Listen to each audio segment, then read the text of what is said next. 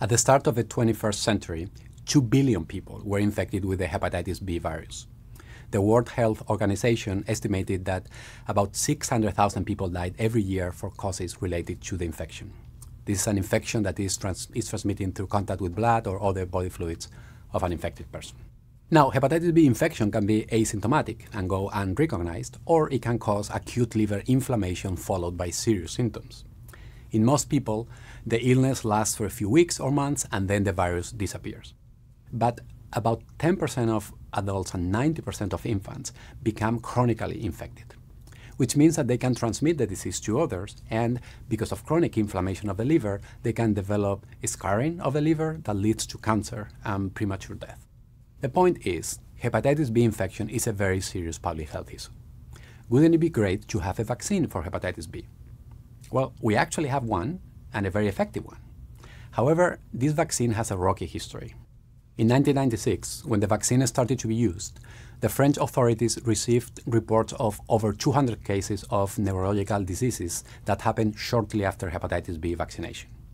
Some of these people develop multiple sclerosis, MS, and other diseases of the brain and the spinal cord. This finding rang an alarm at the World Health Organization. Just when everything was looking good, when an effective vaccine was available for hepatitis B infection, the possibility that the vaccine causes MS questioned the widespread use of the vaccine. So several studies were conducted, all of them observational, and let's talk here about the first one of those studies. This is a study that compared the risk of MS between vaccinated and unvaccinated people. This study was based on over 130,000 individuals living in the United States, and the investigators obtained information on their hepatitis B vaccination status and their diagnosis of MS and related diseases. The vaccinated and the unvaccinated individuals were matched on age and sex. And technically, this study used a case control design, but that's not relevant for our purposes here. This is what they found.